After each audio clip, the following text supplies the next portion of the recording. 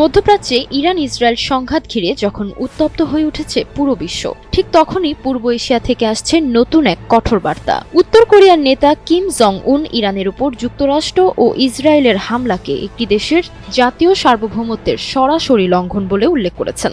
আর এবার এই বক্তব্যের পরপরই সামরিক শক্তি প্রদর্শনের মাধ্যমে নতুন বার্তা দিল পিয়ংইয়ং।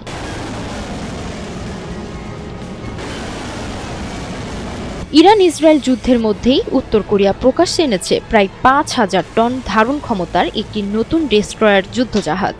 শুধু প্রদর্শনী নয়, শক্তিশালী এই যুদ্ধজাহাজ থেকে কৌশলগত ক্রুজ মিসাইলের পরীক্ষামূলক উৎক্ষেপণও চালানো হয়েছে। দেশটির পশ্চিম উপকূলে নামপো জাহাজঘাটে অনুষ্ঠিত এই পরীক্ষামূলক কার্যক্রম সরাসরি তদারকি করেন কিম জং উন নিজেই। উত্তর কোরিয়ার রাষ্ট্রীয় সংবাদ মাধ্যমের বরাত দিয়ে আল জাজিরা এবং রয়টার্স জানিয়েছেন, জাহাজটি আনুষ্ঠানিকভাবে নৌবাহিনীতে কমিশন করার আগেই এর যুদ্ধ সক্ষমতা যাচাই করতে এই পরীক্ষা চালানো হয়েছে।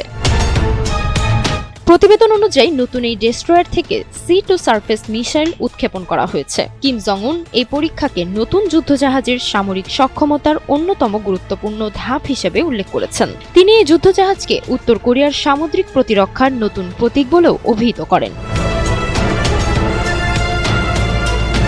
শুধু তাই নয়, কিম জং উন ভবিষ্যতে একই ধরনের বা আরও উন্নত প্রযুক্তির যুদ্ধজাহাজ তৈরির নির্দেশ দিয়েছেন।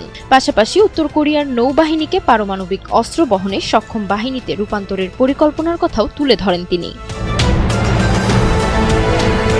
জানা গেছে, মঙ্গলবার ও বুধবার 2 দিনের সফরে নামপো জাহাজঘাটে অবস্থান করে নতুন এই চৌহন শ্রেণীর ডেস্ট্রয়ার জাহাজের বিভিন্ন কার্যক্রম পরিদর্শন করেন কিম জং উন।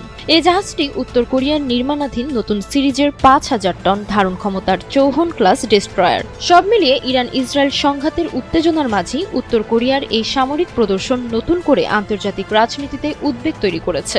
এখন প্রশ্ন উঠছে, এই শক্তি প্রদর্শন কি শুধু বার্তা, নাকি এর পেছনে রয়েছে আরও বড় কোনো কৌশলগত পরিকল্পনা?